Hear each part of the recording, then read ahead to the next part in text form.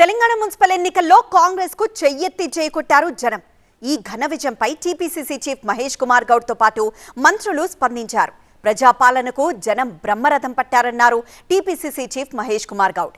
సంక్షేమానికి జనం పట్టం కట్టారన్నారు డిప్యూటీ సీఎం మల్లు భట్టి విక్రమార్క. ఇది ప్రజా విజయమన్నారు మంత్రి పొన్నం ప్రభాకర్. ఓటమిని బీఆర్ఎస్ నేతలు అంగీకరించాలన్నారు మంత్రి కోమటిరెడ్డి.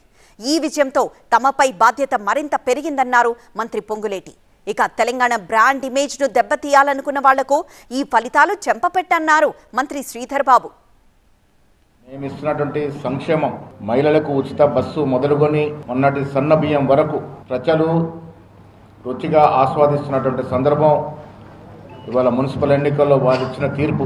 సర్పంచ్ ఎన్నికల్లో దాదాపు 75% గెలిచినటువంటి కాంగ్రెస్ పార్టీ, అంతకుముందు జూబ్లీహిల్స్ ఎలక్షన్లో అత్యధిక మెజార్టీతో గెలిచినటువంటి కాంగ్రెస్ పార్టీ ఇవాళ రాష్ట్ర ముఖ్యమంత్రి రేవంత్ రెడ్డి గారి నేతృత్వంలో ఇవాళ మొదటి నుంచి చెప్తున్నట్టుగా దాదాపు 70 నుంచి 75% మున్సిపాలిటీలు కాంగ్రెస్ పార్టీ గెలుస్తూ ఉంది. బీఆర్ఎస్ కానీ లేకపోతే భారతీయ జనతా పార్టీ కానీ గాలి కబుర్లు, కట్టుకథలు, అట్లాగే ఉన్నది లేనట్టు లేనిది ఉన్నట్టు అనేక రకాలైనటువంటి ప్రచారాల్ని రాష్ట్ర ప్రభుత్వం పైన, పార్టీ పైన ప్రచారం చేశారు. ఇది ప్రజల కోసం చేస్తున్నటువంటి అనేక సంక్షేమ కార్యక్రమాల్ని, అభివృద్ధి కార్యక్రమాల్ని, ప్రజల పట్ల ఈ ప్రభుత్వానికి ఉన్నటువంటి నిబద్ధతని, విశ్వసనీయతని గమనించి ఈ గాలి కబుర్లు చెప్పేటువంటి వాళ్ళందరికీ కూడా పూర్తిగా వాళ్ళ స్థానం ఏంటో ఓటు ద్వారా వారికి చూపించారు. మున్సిపల్ ఎన్నికల ఫలితాలు తెలంగాణ ప్రజలు ఈ ప్రభుత్వానికి ఇచ్చిన ఆశీర్వచనం. బాధ్యత మా ప్రభుత్వం తీసుకున్న పథకాలకు ఆమోదంగా భావిస్తా ఉన్నాం. ఈ ప్రభుత్వాన్ని అధికారంలోకి తెచ్చినటువంటి కార్యకర్తల ఎన్నికలు, ఆ కార్యకర్తల ఎన్నికల్లో బాధ్యత గల ప్రతి నాయకుడు కష్టపడి పనిచేసి ప్రజల ఆశీర్వచనం తీసుకునే విధంగా కృషి చేసినారు. వారందరికీ అభినందనలు. గెలిచిన వారందరికీ అభినందనలు.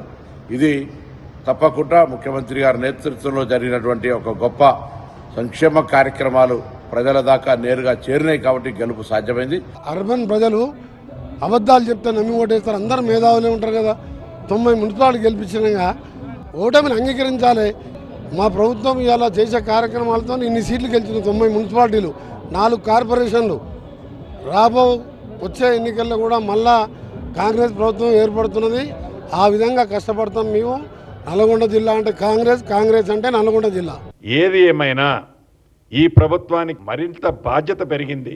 అసెంబ్లీలో ఓడిపోయిన తర్వాత మా రెఫరెండము పార్లమెంటు ఎన్నికలు అన్నారు. పార్లమెంటులో వారికి ఎలాంటి ఫలితాలు తెలంగాణ ప్రజలు ఇచ్చారన్నది మనకి తెలియంది కాదు. జూబ్లీహిల్స్ బై ఎలక్షను ఇది మా పార్టీకి రెఫరెండం అన్నారు. అక్కడ ఏం ఫలితాలు వచ్చినాయో వారికి తెలుసు. అది అవటంతోనే గ్రామ పంచాయతీలు మా రెఫరెండం అన్నారు.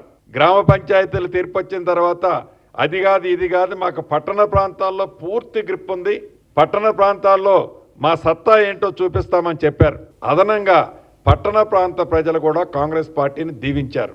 మున్సిపల్ ఎన్నికలు ఫలితాలు ఈరోజు మా 2 ఏళ్ల ప్రజాపాలనకు మరొక మారు ప్రజలు ఆమోద ముద్ర వేయటం, కొంతమంది తన స్వార్థ రాజకీయాల గురించి తెలంగాణ బ్రాండ్ ఇమేజ్ను దెబ్బతీసే ప్రయత్నంలో అదే ఎజెండా పెట్టుకొని అన్ని శక్తులు కలుపుకొని ముందుకు పోయినప్పటికీ ఈ ప్రజా తీర్పు వారికి ఒక చెంపదెబ్బు.